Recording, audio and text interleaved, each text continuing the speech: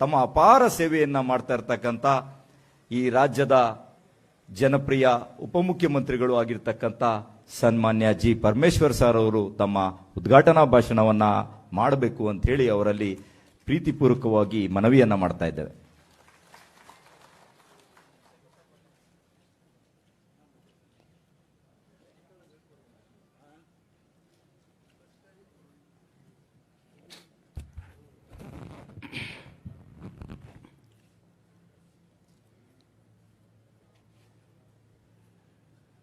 ಎಲ್ಲರಿಗೂ ನಮಸ್ಕಾರ.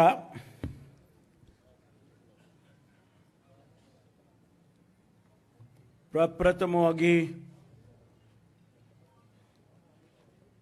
ಬಾಬಾ ಸಾಹೇಬ್ ಅಂಬೇಡ್ಕರ್ ಅವರಿಗೆ, ಭಗವಾನ್ ಬುದ್ಧನಿಗೆ ನನ್ನ ಭಕ್ತಿಪೂರ್ವಕವಾದ ಪ್ರಣಾಮಗಳನ್ನು ಸಲ್ಲಿಸ್ತೇನೆ.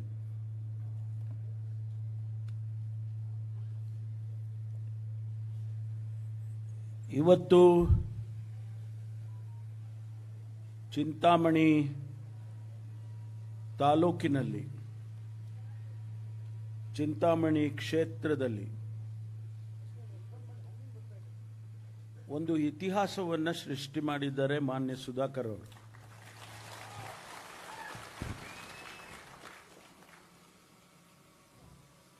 ಬಹುಶಃ ಇಡೀ ರಾಜ್ಯದಲ್ಲಿ ಯಾವುದೇ ಬೆಂಗಳೂರನ್ನು ಸೇರಿಕೊಂಡು, ಬೆಂಗಳೂರು ಸಿಟಿಯನ್ನು ಸೇರಿಕೊಂಡು ಇಂತಹ ಒಂದು ಬಾಬಾ ಸಾಹೇಬ್ ಅಂಬೇಡ್ಕರ್ ಅವರ ಭವನವನ್ನು ನೋಡಲಿಲ್ಲ ನಾನು.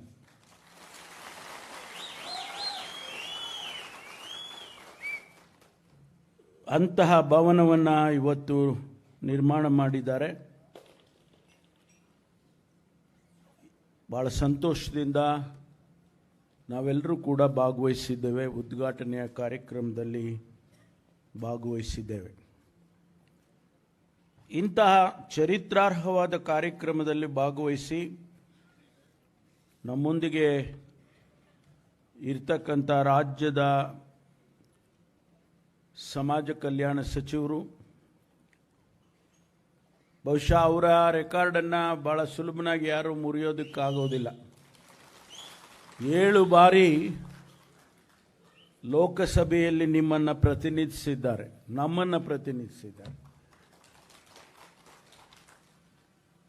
ಮತ್ತು ಇವತ್ತು ಅಲ್ಲಿ ಕೇಂದ್ರ ಸಚಿವರಾಗಿ ಕೆಲಸ ಮಾಡಿ ಇವತ್ತು ರಾಜ್ಯಕ್ಕೆ ಬಂದು ರಾಜ್ಯದಲ್ಲಿ ಈ ಹಿಂದೆ ಆಹಾರ ಖಾತೆಯ ಸಚಿವರಾಗಿ ಕೆಲಸ ಮಾಡಿ ಮತ್ತು ಈಗ ಸಮಾಜ ಕಲ್ಯಾಣ ಜವಾಬ್ದಾರಿಯನ್ನು ಹೊತ್ತಿರ್ತಕ್ಕಂಥ ನನ್ನ ಆತ್ಮೀಯ ಸಹೋದರ ಶ್ರೀ KH ಮುನಿಯಪ್ಪನವರೇ,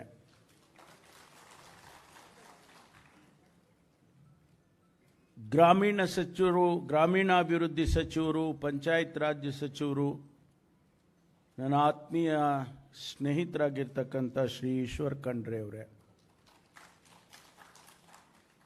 ಮಾಜಿ ಸಚಿವರು, ಮಾಜಿ ಅನ್ನೋದಕ್ಕೆ ನಂಗೆ ಮನಸ್ಸು ಬರಲ್ಲ, ಮಾನ್ಯ ಟಿ ನರಸೀಪುರದ ವಿಧಾನಸಭಾ ಕ್ಷೇತ್ರದ ಶಾಸಕರು, ಸಚಿವರಾಗಿ ಅನೇಕ ಖಾತೆಗಳಲ್ಲಿ ಕೆಲಸ ಮಾಡಿ, ಅದು PWD ಇರ್ಬೋದು, ರೂರಲ್ ಡೆವಲಪ್ಮೆಂಟ್ ಇರ್ಬೋದು, ಹೆಲ್ತ್ ಇರ್ಬೋದು, ಈ ಎಲ್ಲ ಖಾತೆಯಲ್ಲಿ ಕೆಲಸ ಮಾಡಿ ನಮ್ಮ ಜೊತೆಯಲ್ಲಿರ್ತಕ್ಕಂಥ ಡಾಕ್ಟರ್ HC ಮಹದೇವಪ್ಪನವರೇ, ಈ ಭಾಗದ ಸಂಸದರು ಆತ್ಮೀಯರಾಗಿರ್ತಕ್ಕಂಥ ಮಲ್ಲೇಶ್ ಬಾಬುರವರೇ, ಶಾಸಕ ಸ್ನೇಹಿತರಾಗಿರ್ತಕ್ಕಂಥ ಅನಿಲ್ ಕುಮಾರ್ ಅವರೇ, ಶ್ರೀನಿವಾಸ್ ಅವರೇ, ಬಹಳ ಸ್ವಾರಸ್ಯವಾಗಿ ತಮ್ಮ ಮುಂದೆ ಮುನ್ನುಡಿಯ ಮಾತುಗಳನ್ನು ಆಡಿದಂಥ ಗೊಲ್ಲಳ್ಳಿ ಶಿವಪ್ರಸಾದ್ ಅವರೇ, ಇನ್ಸಿಡೆಂಟ್ಲಿ ಪ್ರಸಾದ್ ನಮ್ಮೂರು ಗೊಲ್ಲಳ್ಳಿ, ಮತ್ತು ಗ್ಯಾರಂಟಿ ಯೋಜನೆಗಳ ಅನುಷ್ಠಾನ ಸಮಿತಿ ಅಧ್ಯಕ್ಷರಾದ ಮುನಿನಾರಾಯಣಪ್ಪನವರೇ, ಶ್ರೀನಾಥ್ ಅವರೇ, ಈ ಜಿಲ್ಲೆಯ ಆಡಳಿತದ ಜವಾಬ್ದಾರಿಯನ್ನು ಹೊತ್ತು ನಮ್ಮ ಜಿಲ್ಲೆಯನ್ನು ಬಿಟ್ಟು ಇಲ್ಲಿಗೆ ಬಂದಿದ್ದಾರೆ. ತುಮಕೂರಿನಲ್ಲಿ ಜಿಲ್ಲಾ ಪಂಚಾಯಿತಿಯ ಮುಖ್ಯ ಕಾರ್ಯನಿರ್ವಹಣಾಧಿಕಾರಿಗಳಾಗಿ 3 ವರ್ಷ ಅಲ್ಲಿ ಕೆಲಸ ಮಾಡಿ ಇಲ್ಲಿ ಈ ಜಿಲ್ಲೆಯ ಜವಾಬ್ದಾರಿಯನ್ನು, ಆಡಳಿತದ ಜವಾಬ್ದಾರಿಯನ್ನು ಹೊತ್ತಿರತಕ್ಕಂಥ ಪ್ರಭು ಅವರೇ. ಅದೇ ಮುಖ್ಯ ಕಾರ್ಯನಿರ್ವಹಣಾ ಅಧಿಕಾರಿಗಳಾದ ಡಾಕ್ಟರ್ ನವೀನ್ ಭಟ್ ಅವರೇ, ಜಿಲ್ಲಾ ಪೊಲೀಸ್ ವರಿಷ್ಠಾಧಿಕಾರಿಗಳಾದ ಕುಶಲ್ ಚೌಕ್ಸಿ ಅವರೇ, ಪಿಚ್ಚಳ್ಳಿ ಶ್ರೀನಿವಾಸ್ ಅವರು ಅಲ್ಲಿ ಕೆಳಗಡೆ ಕೂತ್ಬಿಟ್ಟಿದ್ದಾರೆ. ಮತ್ತು ಕೊನೆಯದಾಗಿ ಯಾಕೆ ಇಟ್ಕೊಂಡೆ ಅಂದರೆ, ನಮ್ಮ ಸುಧಾಕರ್ ಅವರನ್ನು, ಅವರ ಇಡೀ ಕುಟುಂಬ, ಅವರ ತಾತ ಅವರು ಅಂಜನ್ ರೆಡ್ಡಿ ಅಲ್ಲ, ಆಂಜನೇಯ ರೆಡ್ಡಿ, ಸ್ವಲ್ಪ ಹೆಚ್ಚು ಕಮ್ಮಿ ಅದೇ ಅಲ್ವಾ, ಆಂಜನೇಯ ರೆಡ್ಡಿ ಅವರು ಕೂಡ ಶಾಸಕರಾಗಿದ್ದರು. ಸಾರ್ವಜನಿಕ ಬದುಕಿನಲ್ಲಿ ಅವರೆಲ್ಲ ಈ ಭಾಗದಲ್ಲಿ ಕೆಲಸ ಮಾಡಿ ಅನೇಕ ಜನಪರವಾದ ಕೆಲಸಗಳನ್ನು ಮಾಡಿದಂಥವರು. ಅವರ ತಂದೆಯವರು ಚೌಡ್ರೆಡ್ಡಿ ಅವರು ವೀರಪ್ಪ ಮೊಯ್ಲಿ ಅವರ ಸಂಪುಟದಲ್ಲಿ ಗೃಹ ಸಚಿವರಾಗಿದ್ದರು. ನಾನು ಕೂಡ ಮೊದಲನೇ ಬಾರಿ ಸಚಿವನಾದಂಥ ಸಂದರ್ಭ, ಆಗ ನಾವೆಲ್ಲರೂ ಒಟ್ಟಿಗೆ ಕೆಲಸ ಮಾಡಿದ್ದನ್ನು ಸ್ಮರಿಸಿಕೊಳ್ತೇನೆ. ಮತ್ತು ಮಾನ್ಯ ಸುಧಾಕರ್ ಅವರು ಅಂತಹ ಹಿನ್ನೆಲೆಯಿಂದ ಬಂದು ಒಬ್ಬ ಆಧುನಿಕವಾಗಿ ಚಿಂತನೆಯನ್ನು ಮಾಡತಕ್ಕಂಥ ವ್ಯಕ್ತಿತ್ವ. ನಾವೆಲ್ಲ ಶಾಸಕರಾಗಿ ಕೆಲಸ ಮಾಡ್ತೇವೆ, ಎಲ್ಲೋ ಒಂದು ಕಡೆ ಒಂದಿಷ್ಟು ವಿಭಿನ್ನತೆ ಇರುತ್ತೆ. ಇವತ್ತು ಯುವ ಜನತೆಗೆ ಸ್ಪಂದಿಸುವಂಥ ರೀತಿಯಲ್ಲಿ ಆಲೋಚನೆಗಳನ್ನು ಮಾಡೋದಿದೆಯಲ್ಲ, ಅದು ಬಹಳ ವಿರಳ. ಅಂತಹ ಒಂದು ವ್ಯಕ್ತಿತ್ವವನ್ನು ಮಾನ್ಯ ಸುಧಾಕರ್ ಅವರು ಪ್ರದರ್ಶನ ಮಾಡಿದ್ದಾರೆ. ನನಗೆ ಬಹಳ ಆಶ್ಚರ್ಯ ಆಗ್ತಾ ಇರೋದು ಅಂದರೆ, ನೀನು ಹೆಂಗಪ್ಪ ದುಡ್ಡು ತಂದೆ ಇಲ್ಲಿಗೆ? ಯಾರ್ಯಾರಿಗೆ ಏನೇನು ಮಾಡಿದ್ನೋ ಗೊತ್ತಿಲ್ಲ ನನಗೆ. ನಾನು ಮೊದಲನೇದಾಗಿ ನಮ್ಮ ತಾಲೂಕ್ ಪಂಚಾಯಿತಿಯಲ್ಲಿ ಸಾಮರ್ಥ್ಯ ಸೌಧ ಅಲ್ಲ, ಅಲ್ಲಿ ಒಳಗಡೆ ಹೋಗಿ ನೋಡಿದ್ರೆ ಆಶ್ಚರ್ಯ ಆಗುತ್ತೆ. ಯಾವುದೋ ಒಂದು ಕಂಪ್ಯೂಟರ್ ಸೈನ್ಸು ಕಂಪನಿಗೆ ಹೋಗಿ IT ಕಂಪನಿಗೆ ಹೋದಂಗೆ ಆಗ್ತದೆ. ಅಲ್ಲಿ ಅವರು ಮಾಡಿರ್ತಕ್ಕಂಥ ಆ ಮಾಡರ್ನ್ ಸಿಸ್ಟಮ್ ಇದೆಯಲ್ಲ, ನಮ್ಮ ತಾಲೂಕ್ ಪಂಚಾಯಿತಿ ಮೆಂಬರ್ಸ್ ಎಲ್ಲ ಈ ಕಂಪ್ಯೂಟರ್ ಸೈನ್ಸ್ ಕಲಿಬೇಕು. ಯಾಕೆಂದರೆ ಎಲ್ಲರಿಗೂ ಇದು ಸೀಟಿಗೂ ಒಂದೊಂದು ಇದನ್ನು ಹಾಕಿದ್ದಾರೆ, ಅವರು ಸಿಸ್ಟಮ್ ಹಾಕಿದ್ದಾರೆ, ಅದರಲ್ಲೇ ಆಪರೇಟ್ ಮಾಡಬೇಕು. ಅವ್ರ ಉದ್ದೇಶ ಏನಂದರೆ, ಯಾವ ಪಂಚಾಯಿತಿ ಮೆಂಬರು ಕೂಡ ಪೇಪರ್ ತರಬಾರ್ದು, ಪೇಪರ್ಲೆಸ್ ಮೀಟಿಂಗ್ ಆಗಬೇಕು ಅಂತ. ಹೌದಲ್ಲ? ಮತ್ತು ಮೊದಲು ನಮ್ಮ ಪಂಚಾಯಿತಿ ಮೆಂಬರ್ಗೆ ಹೇಳ್ಕೊಟ್ಬಿಡಿ, ಇಲ್ಲದೇ ಇದ್ರೆ ಆಗೋದಿಲ್ಲ. ಎಷ್ಟು ಚೆನ್ನಾಗಿ ಮಾಡಿದಾರ್ರಿ. ಯಾವುದೋ ಒಂದು ಇಂಜಿನಿಯರಿಂಗ್ ಕಾಲೇಜ್ನಲ್ಲಿ ಕೂಡ ಅಂಥ ಒಂದು ವ್ಯವಸ್ಥೆ ಇರೋದಿಲ್ಲ. ಅದಾಯ್ತಪ್ಪ ಅಂತೇಳಿ ಇಲ್ಲಿ ಕರ್ಕೊಂಬಂದ್ರು, ಸ್ವತಂತ್ರ ಆಜಾದ್ ಚೌಕ ಅಂತ. ನಾನೆಲ್ಲ ಫಾರಿನ್ ಕಂಟ್ರೀಸಲ್ಲೆಲ್ಲ ನೋಡಿದ್ದೀನಿ, ಒಂದೊಂದು ಊರಲ್ಲಿ ಒಂದು ಸೋಮಾರಿ ಕಟ್ಟೆ ಮಾಡಿರ್ತಾರೆ. ಸಂಜೆ ಹೋದ್ ಸುಮ್ಮನೆ ಯಾರೋ ಕೂತ್ಕೊಂಡೆಲ್ಲ ಅಟ್ಟೆ ಹೊಡ್ಕೊಂಡು ಕಾಪಿ ಗೀಪಿ ಕುಡ್ಕೊಂಡು ಹೋಗೋದು. ಇಲ್ಲಿ ಸ್ವತಂತ್ರದ ಭಾವನೆಗಳನ್ನು ಹೇಗೆ ಬಂತು ನಮಗೆ ಸ್ವಾತಂತ್ರ್ಯ ಅಂತಕ್ಕನ್ನೋದನ್ನ ಮುಂದಿನ ಪೀಳಿಗೆಗೆ ಅರ್ಥೈಸುವಂಥ ರೀತಿಯಲ್ಲಿ ಆ ಚೌಕವನ್ನು ಮಾಡಿದ್ದಾರೆ. ಆಶ್ಚರ್ಯ ಆಗುತ್ತೆ ರೀ ನಿಜವಾಗೂ. ನಿಮಗೆ ಹೆಂಗ ಐಡಿಯಾ ಬಂತೋ ಗೊತ್ತಿಲ್ಲ ನನಗೆ. ಇಲ್ಲಿಗೆ ನಾವು ಸ್ವತಂತ್ರ ತಗೊಂಡಿದ್ದನ್ನ ಈಗಾಗಲೇ ಈ ಜನರೇಷನ್ ಒಂದಿಷ್ಟು ಮರ್ತೇ ಹೋಗಿಬಿಟ್ಟಿದೆ. ಮುಂದಕ್ಕೆ ಗಾಂಧಿ ಯಾರು ಅಂದರೆ ಅದೇ ಆ ಕೋಲ್ ಹಿಡ್ಕೊಂಡಿಂತವನಲ್ಲ ಅಲ್ಲಿ ಆ ಚೌಕದಲ್ಲಿ ಅನ್ನೋ ಮಟ್ಟಿಗೆ ಬರುವಂಥ ಸಂದರ್ಭ ಇವತ್ತು ಅವರು ಅದನ್ನು ಜ್ಞಾಪಿಸುವಂಥ ರೀತಿಯಲ್ಲಿ ಆ ಚೌಕವನ್ನು ಮಾಡಿದ ಆಜಾದ್ ಚೌಕ ನಿಜ ಕೂಡ ಇತಿಹಾಸದಲ್ಲಿ ಉಳಿಯುತ್ತೆ. ಅದಾಯ್ತಪ್ಪ ಅಂತೇಳಿ ಇಲ್ಲಿಗೆ ಬಂದ್ರೆ ಏನ್ರಿ ಇದು? ಅಲ್ಲ, ಇದು ಏನು ಅದ್ಭುತ ಕ್ರಿಯೇಟ್ ಮಾಡಿದಿರಿ ನೀವು. ಶ್ರೀನಿವಾಸ್, ನೀನು ನೋಡಿಲ್ಲಪ್ಪ, ನೀನು ಎಲ್ಲೋ ನೋಡಿದ್ಯಾ? ಇಡೀ ದೇಶದಲ್ಲಿ, ನಾನು ಇಡೀ ನಮ್ದು ರಾಜ್ಯದೇ ಮಾತಾಡ್ತೀನಿ, ನಮ್ಮ ರಾಜ್ಯದಲ್ಲಿ ಇಂಥದ್ದೊಂದು ಅಂಬೇಡ್ಕರ್ ಭವನ ಇಲ್ಲ.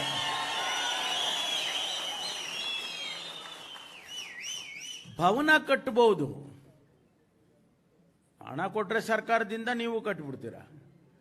ಆದರೆ ಅದರ ಕಾನ್ಸೆಪ್ಟ್ ಇದೆಯಲ್ಲ, ಬಾಬಾ ಸಾಹೇಬ್ ಅಂಬೇಡ್ಕರ್ ಅವರ ಚರಿತ್ರೆಯನ್ನ ಅವರ ಹುಟ್ಟಿನಿಂದ ಕೊನೆಯವರೆಗೂ ಅವರ ಆದರ್ಶಗಳನ್ನು ಅರ್ಥೈಸೋದಿದೆಯಲ್ಲ, ಅದು ಸುಲಭ ಅಲ್ಲ.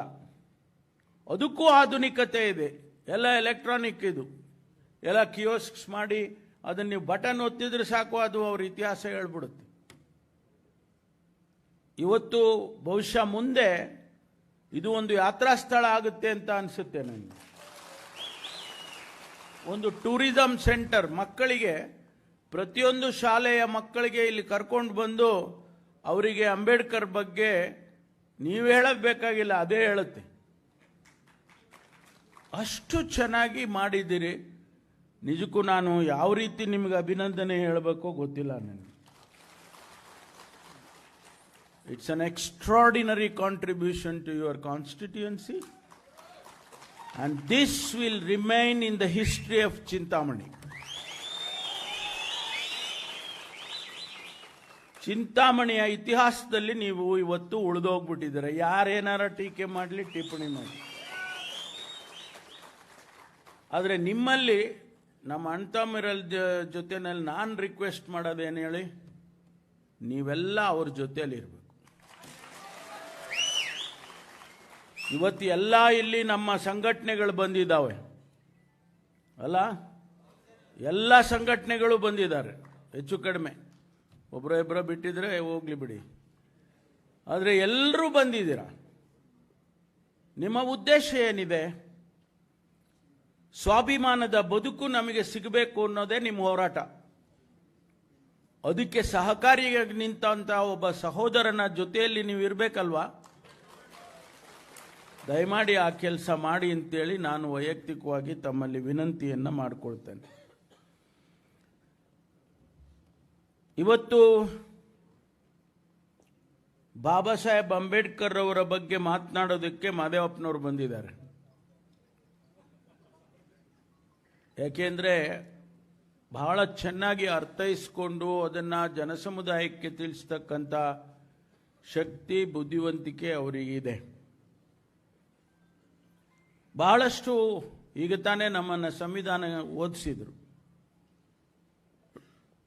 ಅದನ್ನು ಮಾಡಿದವರೇ ಮಹದೇವಪ್ಪನವರು.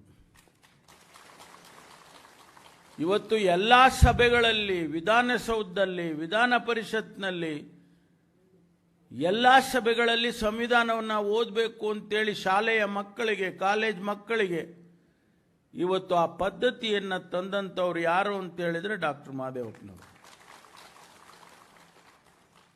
ಹಾಗಾಗಿ ಇವತ್ತು ನಾನು ಹೆಚ್ಚು ಮಾತನಾಡೋದಕ್ಕೂ ಹೋಗೋದಿಲ್ಲ. ಬಾಬಾ ಸಾಹೇಬ್ ಅಂಬೇಡ್ಕರ್ ಅವರನ್ನ ಚರಿತ್ರೆಯನ್ನು ಎಲ್ಲಿಂದ ಪ್ರಾರಂಭ ಮಾಡಬೇಕು? ಅವರ ಹುಟ್ಟು ತಮಗೆಲ್ಲ ಗೊತ್ತಿದೆ. ಅತ್ಯಂತ ಬಡ ಕುಟುಂಬ, 14ನೇ ಮಗ. ಯಾರಾದರೂ ಊಹೆ ಮಾಡೋದಕ್ಕೂ ಕೂಡ ಆಗೋದಿಲ್ಲ. ನಂತರ ಅವರ ವಿದ್ಯಾಭ್ಯಾಸ, ಪ್ರಾಥಮಿಕ ವಿದ್ಯಾಭ್ಯಾಸ ಹೇಗಾಯಿತು ಅನ್ನೋದು ಕೂಡ ತಮಗೆಲ್ಲ ಗೊತ್ತಿದೆ, ಚರಿತ್ರೆ ಗೊತ್ತಿದೆ ನಿಮಗೆ. ಅಂಥದ್ದನ್ನು ಕೂಡ ಮೀರಿ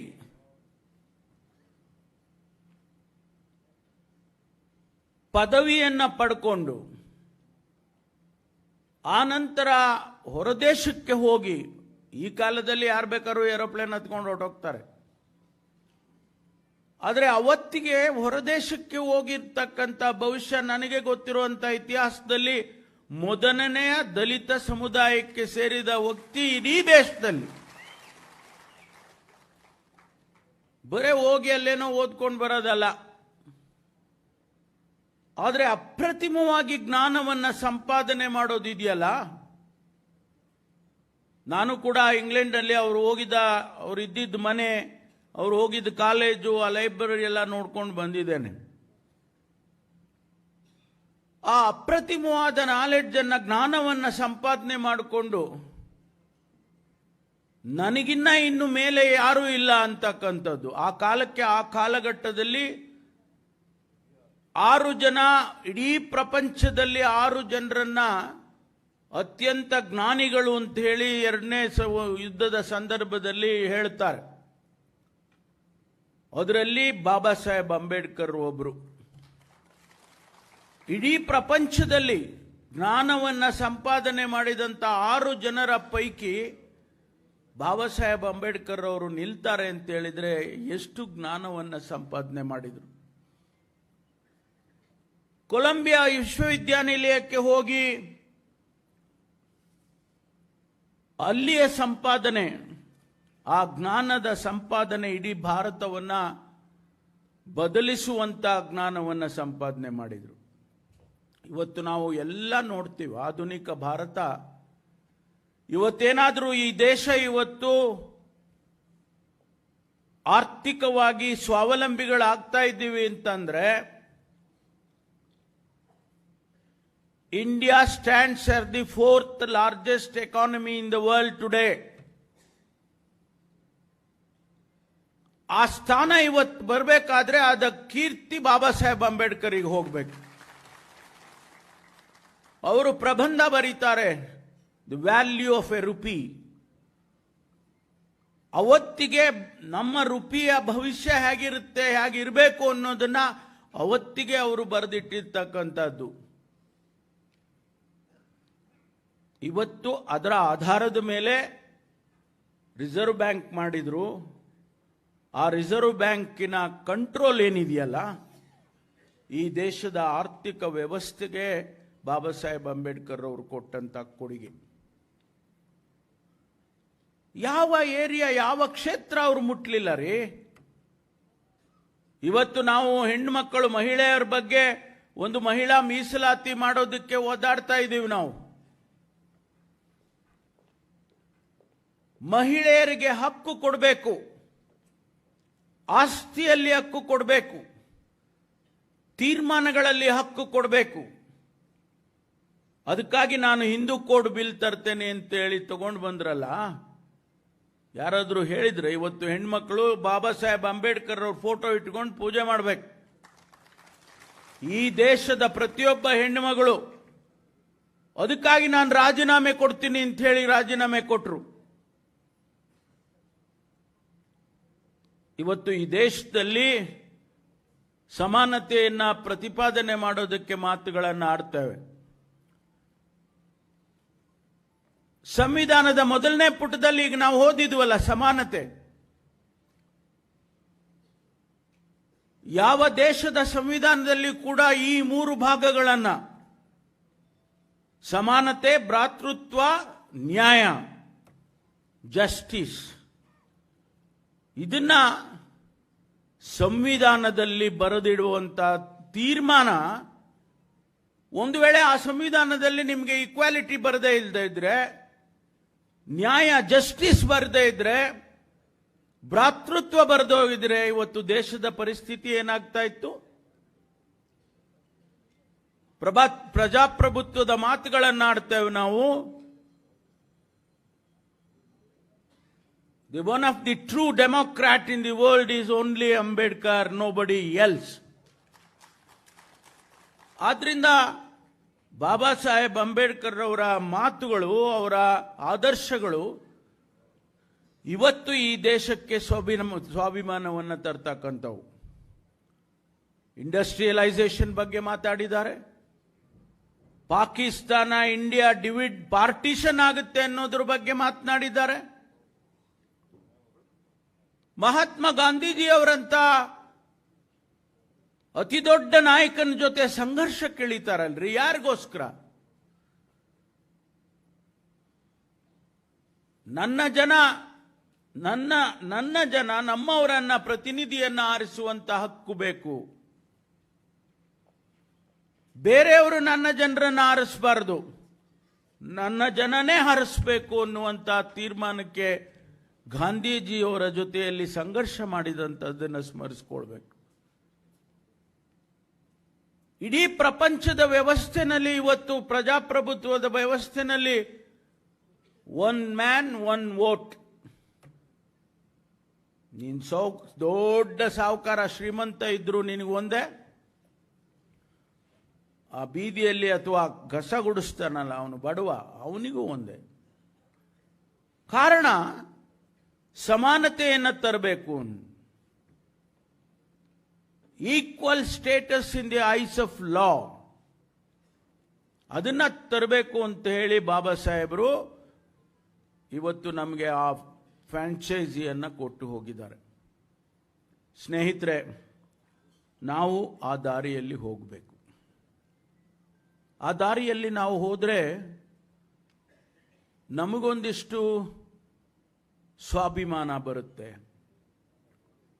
ಸಮಾನತೆ ಬರುತ್ತೆ, ಭ್ರಾತೃತ್ವ ಬರುತ್ತೆ. ಅದಕ್ಕಾಗಿ ನನ್ನ ಮನವಿ ನಿಮಗೆಲ್ಲರಿಗೂ ಕೂಡ, ಬಾಬಾ ಸಾಹೇಬ್ ಅಂಬೇಡ್ಕರ್ ಅವರ ದಾರಿಯಲ್ಲಿ ಎಲ್ಲರೂ ಕೂಡ ಹೋಗೋಣ ಅಂತಕ್ಕಂಥ ಮಾತನ್ನ ಹೇಳ್ತೇನೆ. ಇನ್ನು ಪ್ರಸ್ತುತ ಸಮಾಜ ಯಾವ ರೀತಿ ಇದೆ ಅಂತ ಹೇಳಿ ನೀವು ಸ್ವತಃ ತಾವೆಲ್ಲ ಅನುಭವಿಸ್ತಾ ಇದ್ದೀರಿ. ಬದಲಾವಣೆ ಆಗಿದೆ ನಿಜ. ಅನೇಕ ಜನ ಈ ಸಮುದಾಯಗಳು, ಶೋಷಿತ ಸಮುದಾಯಗಳಿಗೆ ಸೇರಿದಂತವರು ವಿದ್ಯಾವಂತರಾಗಿದ್ದಾರೆ ನಿಜ, ಸರ್ಕಾರಿ ನೌಕರಿಯಲ್ಲಿದ್ದಾರೆ ನಿಜ, ಮಂತ್ರಿಗಳಾಗಿದ್ದಾರೆ ನಿಜ.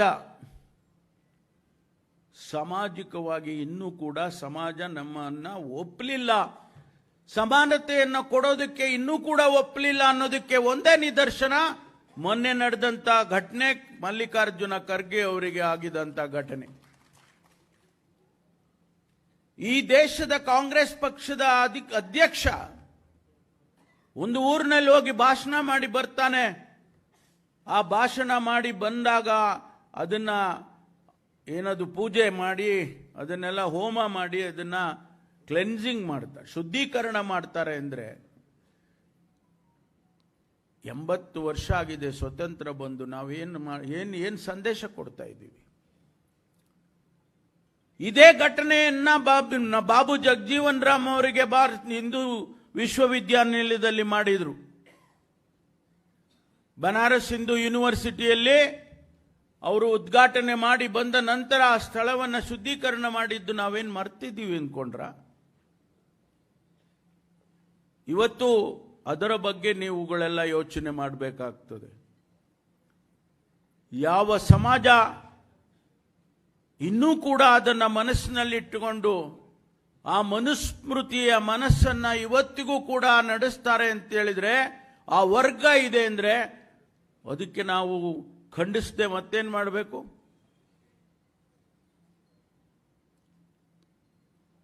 It's A shame on the part of this society.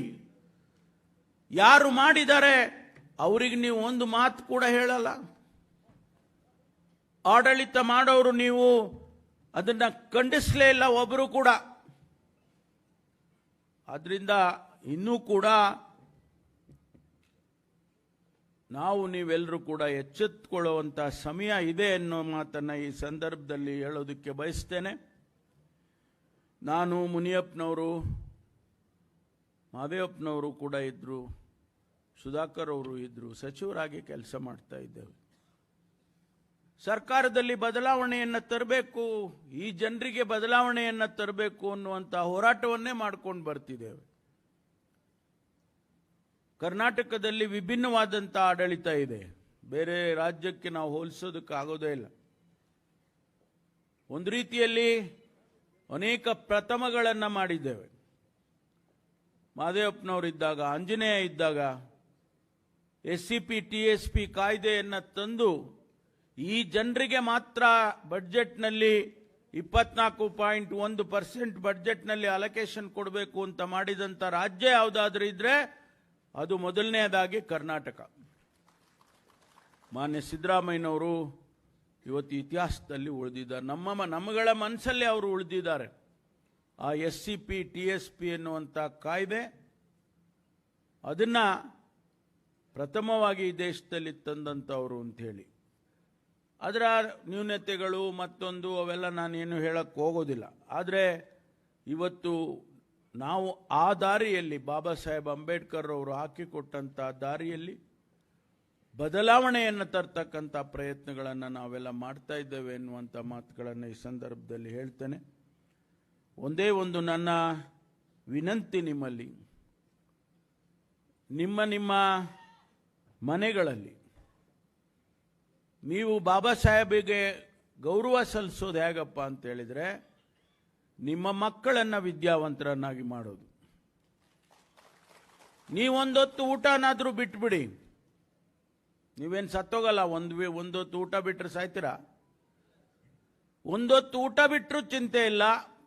ಆ ಹೆಣ್ಣು ಮಗಳಾಗಲಿ ಗಂಡು ಮಗ ಆಗಲಿ ಅವರನ್ನು ವಿದ್ಯಾವಂತರನ್ನಾಗಿ ಮಾಡ್ತೇನೆ ಅಂತೇಳಿ ನೀವು ಸಂಕಲ್ಪ ಮಾಡಿ ಹೋಗ್ಬೇಕು ಇಲ್ಲಿಂದ. ಆ ಕೆಲಸ ನಿಮ್ಮಿಂದ ಆದರೆ ಅದೊಂದೇ ದಾರಿ ನಮಗೆ. ಈ ಸಮಾಜದ ಶೋಷಿತ ವರ್ಗಗಳಿಗೆ ಒಂದೇ ದಾರಿ ಶಿಕ್ಷಣವೇ ನಮ್ಮನ್ನು ಬದಲಾಯಿಸ್ತದೆ ಅಂತೇಳಿ ನಾನು ಈ ಸಂದರ್ಭದಲ್ಲಿ ಹೇಳಿ, ಸುಧಾಕರ್ ಅವರಿಗೆ ಯಾವ ರೀತಿ ಅಭಿನಂದನೆಗಳನ್ನು ಹೇಳೋದು ಗೊತ್ತಿಲ್ಲ ನನಗೆ. ಒಬ್ಬ ಭವಿಷ್ಯದ ನಾಯಕ, ಈಗಾಗಲೇ ನಾಯಕ ಆಗಿಬಿಟ್ಟಿದ್ದಾನೆ ಸುಧಾಕರ್. ಆದರೆ ಭವಿಷ್ಯದಲ್ಲಿ ಇನ್ನೂ ಅವರಿಗೆ ಅವಕಾಶಗಳಿದೆ. ಮುಂದೊಂದು ದಿನ ಈ ರಾಜ್ಯದಲ್ಲಿ ಅವರು ಒಳ್ಳೆಯ ನಾಯಕರಾಗ್ತಾರೆ ಅಂತಕ್ಕಂಥ ಭವಿಷ್ಯವನ್ನು ಕೂಡ ಈ ಸಂದರ್ಭದಲ್ಲಿ ಹೇಳಿ, ಯಾಕೆಂದರೆ ನಾನು ಅವರ ತಂದೆಯವರ ಜೊತೆಯಲ್ಲಿ ಕೆಲಸ ಮಾಡಿದ್ದೇನೆ, ಅವರ ಜೊತೆಯಲ್ಲೂ ಕೆಲಸ ಮಾಡಿದ್ದೇನೆ. ಅವರ ಮನಸ್ಥಿತಿ ಹೇಗಿದೆ ಅನ್ನೋದು ನನಗೆ ಅರ್ಥ ಮಾಡಿಕೊಂಡಿದ್ದೇನೆ. ಹಾಗಾಗಿ ಅವರಿಗೆ ಶುಭವಾಗಲಿ, ಭಗವಂತ ಇನ್ನೂ ಹೆಚ್ಚಿನ ಅಧಿಕಾರ ಕೊಡಲಿ, ಆಯುಷ್ ಕೊಡಲಿ, ಐಶ್ವರ್ಯ ಏನು ಕೊಡಲಿ ಅಂತ ನಾನು ಹೇಳೋದಿಲ್ಲ, ಬೇಕಾದಷ್ಟಿದೆ ಅಂತ ಕಾಣಿಸುತ್ತೆ. 3 ಜನರೇಷನ್ ಇಲ್ವಾ, ಕೊಟ್ಟಿಲ್ವಾ? ಸರಿ ಬಿಡಪ್ಪ, ಅದು ಕೊಡಲಿ. ಇಷ್ಟು ಮಾತುಗಳನ್ನು ಹೇಳಿ ನನಗೆ ಇವತ್ತು ಅವಕಾಶ ಮಾಡಿಕೊಟ್ಟಿದ್ದಕ್ಕಾಗಿ ಅವರಿಗೆ ಅಭಿನಂದನೆಯನ್ನು ಹೇಳಿ, ನಮ್ಮ ಜಿಲ್ಲಾ ಆಡಳಿತ ಭಾಳ ವ್ಯವಸ್ಥಿತವಾಗಿ ಕೆಲಸಗಳನ್ನು ಮಾಡಿದೆ. ಭಾಳ ಚೆನ್ನಾಗಿ ಅವರು ಜಿಲ್ಲಾಡಳಿತದವರು ಈ ವ್ಯವಸ್ಥೆಯನ್ನೆಲ್ಲ ಮಾಡಿದ್ದಾರೆ. ಪ್ರಭು ಇರ್ಬೋದು, ನಮ್ಮ ಚೌಕ್ಸಿ ಇರ್ಬೋದು, ಮತ್ತು ನಮ್ಮ ಇವರು ಡಾಕ್ಟರ್ ನವೀನ್ ಭಟ್ ಇರ್ಬೋದು, ಮತ್ತು ಎಲ್ಲ ಅಧಿಕಾರಿಗಳು, ಅವರಿಗೂ ಕೂಡ ಅಭಿನಂದನೆಯನ್ನು ಹೇಳಿ ನಾನು ಮಾತು ಮುಗಿಸ್ತೇನೆ. ಜೈ ಹಿಂದ್, ಜೈ ಕರ್ನಾಟಕ, ಜೈ ಭೀಮ್. ತಮ್ಮ ಅತ್ಯದ್ಭುತ ಭಾಷಣದ ಮೂಲಕ ನಮ್ಮೆಲ್ಲರ ಮನಗಳನ್ನು ಗೆದ್ದಿರ್ತಕ್ಕಂಥ ಜನಪ್ರಿಯ ಕರ್ನಾಟಕ ಸರ್ಕಾರದ ಉಪಮುಖ್ಯಮಂತ್ರಿಗಳಾಗಿರ್ತಕ್ಕಂಥ ಜಿ ಪರಮೇಶ್ ಅವರಿಗೆ ತುಂಬು ಹೃದಯದ ಅಭಿನಂದನೆಗಳನ್ನು ಈ ಮುಖೇನ ಸಲ್ಲಿಸ್ತಾ ಇದ್ದೀವಿ. ತಮ್ಮ ಜೋರಾದ ಚಪ್ಪಾಳೆ ಮುಖಾಂತರ ಈಗ